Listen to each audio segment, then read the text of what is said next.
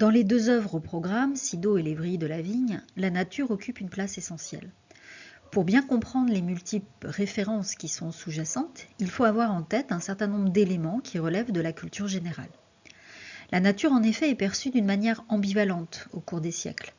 Elle est tantôt ce qui nous est hostile, le lieu de la sauvagerie qu'il faut domestiquer, apprivoiser, cultiver, voire exploiter, et tantôt ce qui nous protège, une sorte de refuge, un lieu également d'émerveillement. Aussi, la confrontation entre deux puissances, puissance des éléments naturels du monde et puissance de l'intelligence humaine, alimente l'histoire des idées et des représentations. Alors nous allons tout d'abord voir cette ambivalence entre nature cultivée et nature sauvage à travers deux représentations, la Bonadea et la Bacchante. Dans la mythologie grecque, dieux et déesses incarnent différents aspects de la nature. Certains incarnent des éléments, comme le ciel, la mer, et d'autres incarnent également des principes fondateurs de création, comme le couple Ouranos et Gaïa. On va voir qu'en rapprochant certains dieux, on va pouvoir comprendre un rapport assez ambivalent à la nature à travers donc ces différents dieux et déesses. La déesse Déméter illustre parfaitement un rapport à la nature qui est positif. Elle est en effet une bonne déesse, elle incarne la terre nourricière, fertile, qui apporte le blé, les céréales, etc. Son histoire propre permet aussi d'expliquer le rythme des saisons. L'automne et l'hiver, Déméter pleure sa fille enlevée par Hadès et se réjouit quand elle revient dans le monde des vivants au printemps. Déméter est typiquement ce qu'on appelle une déesse de la fertilité, c'est pourquoi le mythe la positionne dans sa fonction de mère. Et ce type de déesse se retrouve dans de multiples civilisations, c'est pourquoi on les désigne souvent par l'expression latine de Bona Dea. Artémis s'oppose en quelque sorte à Déméter. Au contraire de Déméter, en effet, elle protège la nature sauvage, les forêts denses, les lieux naturels non domestiqués. Elle protège aussi les animaux sauvages. Son statut de vierge et son refus farouche de se marier symbolisent aussi cette volonté de ne pas s'inclure dans la vie conventionnelle comme celle des êtres humains. Pour autant, elle est aussi considérée comme une déesse de la fertilité puisqu'elle protège la vie animale. Elle est donc aussi une déesse de la chasse, mais une déesse qui va pratiquer une chasse raisonnée et non une chasse sanglante et cruelle. Donc on voit bien comment les deux déesses, Artémis et Déméter, incarnent deux façons de percevoir la nature différemment. Autre dieu qui incarne parfaitement cette ambivalence de la nature, le dieu Dionysos. Dionysos est à la fois en effet ce dieu qui apporte le vin, la vigne, donc une nature domestiquée, et puis c'est aussi un dieu de la vie sauvage, un peu comme Artémis, puisqu'on va très souvent le représenter avec des panthères. Il est relié aussi à la vie sauvage par son culte, qui est pratiqué uniquement par des femmes, les terribles Bacchantes pour les latins et les Ménades pour les grecs. Alors possédée par une sorte de transe qui est apportée évidemment par le vin, mais également par la danse et la musique, elles parcourent en criant les forêts, les montagnes. Elles incarnent donc parfaitement cette vie sauvage. N'oublions pas par exemple qu'elles vont littéralement mettre en lambeaux le corps de ce pauvre poète Orphée.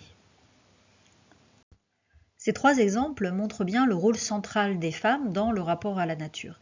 Ce n'est pas un hasard, c'est bien entendu parce que les femmes transmettent la vie. Les femmes, prêtresses des cultes païens, sont donc des femmes qui sont puissantes. Elles incarnent une forme de liberté par rapport aux conventions sociales, une forme de désir, de sexualité. Et bien entendu, la religion chrétienne va inverser cette représentation avec les saintes et la Vierge Marie. Cependant, dès le XIXe siècle et le recul du christianisme, on verra revenir ces figures de prêtresses sur le devant de la scène.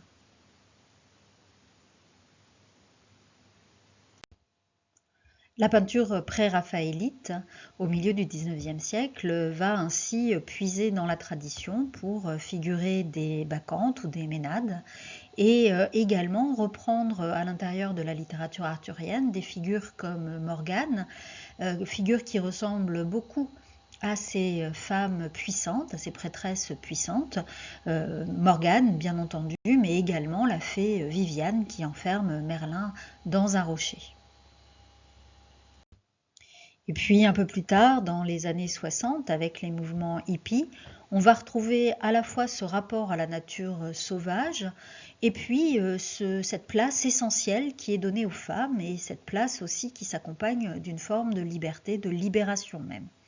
Dans le courant littéraire de la fantaisie, de nombreux romans vont ainsi replacer des personnages féminins dans une situation de puissance magique et il va même y avoir tout un courant de réécriture de ces fameuses légendes ou de ces mythes.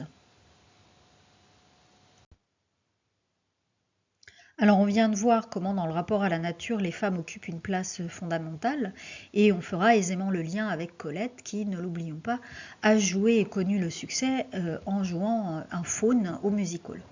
Autre élément culturel que Colette reprend dans ses œuvres, c'est l'idée même de nature et de jardin perçu comme un paradis perdu. Il s'agit d'une idée qui apparaît à la fois dans la mythologie grecque comme un âge d'or, ou bien l'Arcadie, et bien sûr dans la Bible avec le Jardin d'Éden.